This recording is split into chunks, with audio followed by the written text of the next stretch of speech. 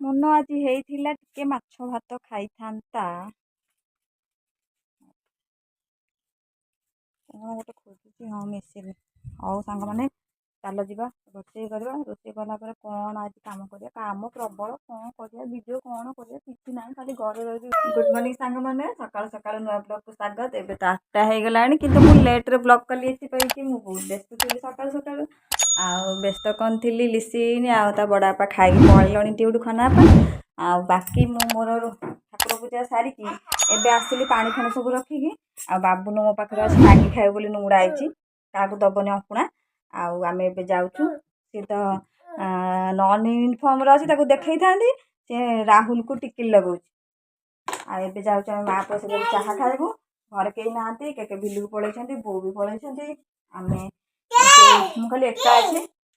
ଆଉ ଯାଉଛୁ ଏବେ ଚାହା ଟିକେ ଖାଇବୁ, କାହିଁକି ନା 8ଟା ହେଲାଣି ମୁଁ ଚାହା ଖାଇନି, କିନ୍ତୁ ଭୋର 5ଟା 45ରୁ ଉଠିଲାଣି, 8ଟା ହେଲାଣି କିଛି ଖାଇବୁନି। ଇଏ ମୋ ପାଗଳ ଖାଲି ଫ୍ରିଜ୍ ଖୋଲିବ। ଆମେ ଫ୍ରିଜରେ କିଛି ନାହିଁ ବେ, ଚାଲେ ଥଣ୍ଡା ନାହିଁ, ଦେଖିଛି କାଲି ଥଣ୍ଡା। ଚାଲ ଚା ପିଇବା, ଚାଲ ମ୍ୟାଗି ଖାଇବା, ଚାଲ ଆସ। ରୋଷେଇ ଘରେ ମୁଁ ଏଠି ରୋଷେଇ କରିକି ଓଳେଇ ନଥିଲି, ପଳେଇଥିଲି।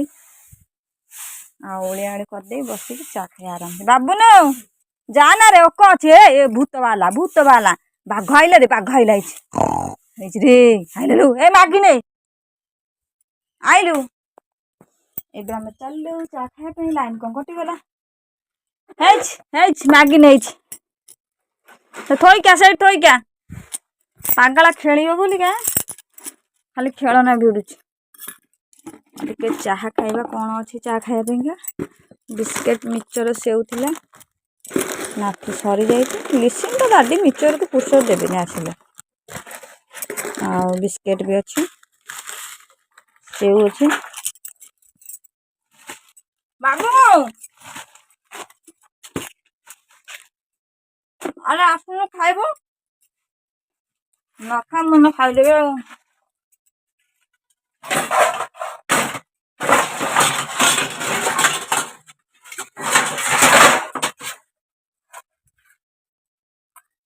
ସେଇଠି ଖେଳେ, ଘୁଷୁରା ଖେଳେ ସେଇଠି।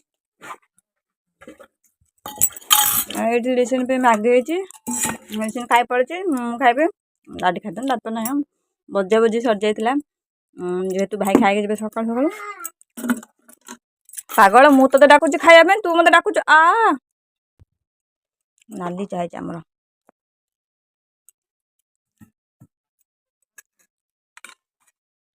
ଚା ଖାଇସାରିଲେ ମାଗି ଦେଇ ଖାଇବା। ବାବୁନୁ ଚା ଖାଇବୁନୁ? ନେ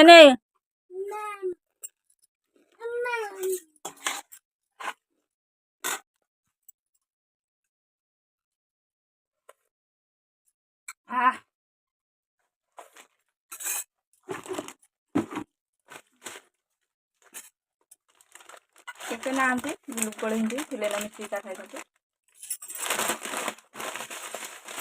ଏଇଟା ଖାଇଦବା ଆଉ। ଆମ ରାଜା ବି ସକାଳୁ ଛତୁଆ ଖାଇସାରିଲାଣି। ମୁଁ ତାକୁ ଛତୁଆ ଦେଇଦେଇଛି, ଖାଇ ଦେଇକି ସେଇଠି ବସିଛି। ଖାଲି ଇଏ ଖାଲି କ'ଣ କହିଲେ ଆଉ ଗୁଗୁ ଲିସିନି ଗୁଗୁ କହୁଛି। ମାମାକୁ ଡାକୁନି, ଲିସିନି ତାର କିଛି କରୁନି, ମାମା ତାର ସବୁ କରି ମାମାକୁ ଡାକୁନି। ବେଳେ ବେଳେ ମନ ହେଲେ ତାହେଲେ ଏବେ ଖାଇବା। କ'ଣ ଆଜି ଦିନରେ କରିବା ଦେଖିବା। ଆଇଁଷ ଖାଇବାକୁ ଇଚ୍ଛା ବହୁତ ଅଛି, ମାଛ ବାଲା କେହି ଆସିବାକୁ ନାହାନ୍ତି, ଦେଖିବା ଆଉ। ଏଇଠି ସିଲେଇ ସାଲେଇ କରିଥିଲି ସକାଳୁ କାମ ସାରିକି, ମେସିନ୍ ପ୍ରୋବ୍ଲେମ୍ ଦେଖେଇଲା ତ ସିଲେଇ ବନ୍ଦ କରିଦେଇଛି। ବ୍ଲାଉଜ୍ କାଜ ବଟମ୍ କରିଛି, ଏଠି ପୁଳାଏ ଗଦି ହେଇଛି। ଆଉ ଟାଇମ୍ ହେଉନି କରିବାକୁ ଆସିଲି, ଆଉ ପୁଣି ଜାଗାରେ ପୁଳାଏ ଗଦି ହେଇଛି ତିଆରି ହେଉଛି।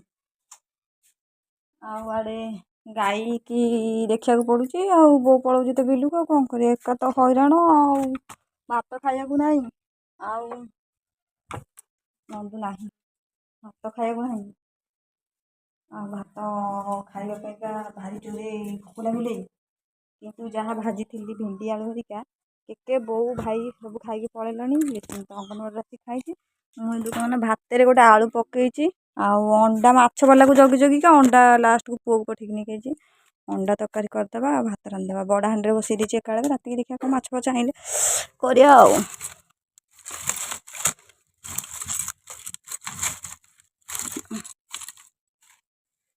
ଆଉ ଗୋଟେ ଭାତ ବସିଥାଉ। ଆଉ ଭାବୁଛି ମେସିନରେ ଅଣ୍ଡାଟା ସିଝେଇଦେବା। ଆଉ ବାକି ତକ ଭାତ ଖାଇବା ଆଉ। ଭୋକ କଲାଣି କିନ୍ତୁ। ଇଣ୍ଡକ୍ସନ୍ ଲଗେଇଦେବା ଏଇଠି। ଆଉ ଅଣ୍ଡା ସିଝେଇଦେବା। ଅଣ୍ଡା ତାର ସିଝୁଥାଉ।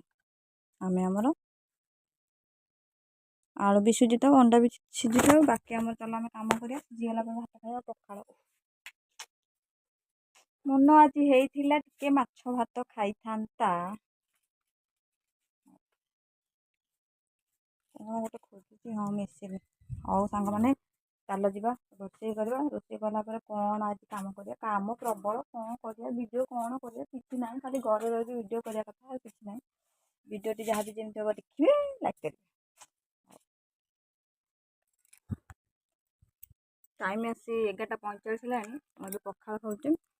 ପଖାଳ ଭାତ, ଅଣ୍ଡା ମିକ୍ସଚର, ଆଳୁ, ଲେମ୍ବୁ ଚଟଣି ଆଉ ଆଳୁ ଭେଣ୍ଡି ଭଜା। ଆମର ଏଠି ପଖାଳ। ମୁଁ ଖାଇସାରି ମୁଣ୍ଡଟା ଥଣ୍ଡା ହେଇସାରୁ ତାପରେ ରୋଷେଇ ବସିବ। ରୋଷେଇ କ'ଣ ବସିଛି, ଅଣ୍ଡା ସିଝଉଛି। ସରିଲା ପରେ ତରକାରୀ କରିବା। ଭାତ ହେଇଗଲାଣି। ଏବେ ମୁଁ ଖାଇବା ଖାଉଛି। ଖାଇବା ଖାଇଲେ ରୋଷେଇ ଷ୍ଟାର୍ଟ।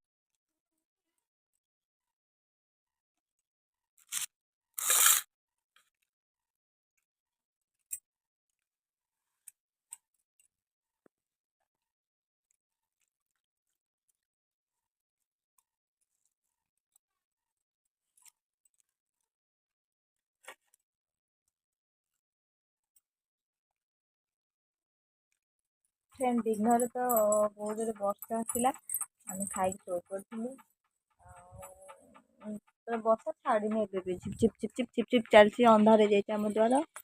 ଆଉ ଲିସିନ୍ ଏଇଠି ବସିଛି। ଖାଲି ଆଜି ପାଠ ପଢ଼ିବନି, ମାନେ ମୋ ସହିତ ମିଶି ରୋଷେଇ କରିବ।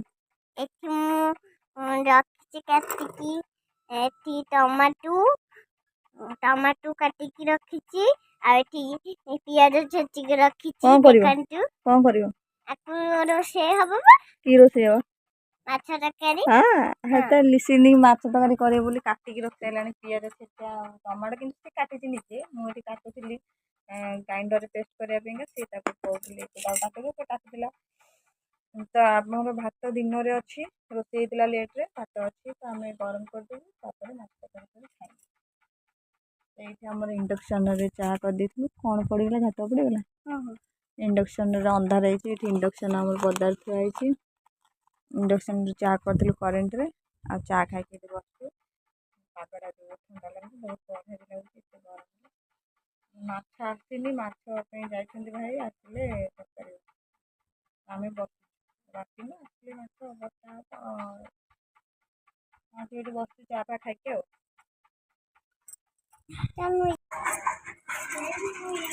ସଞ୍ଜ ବୁଡ଼ ଆସି ହେଲାଣି 6:30।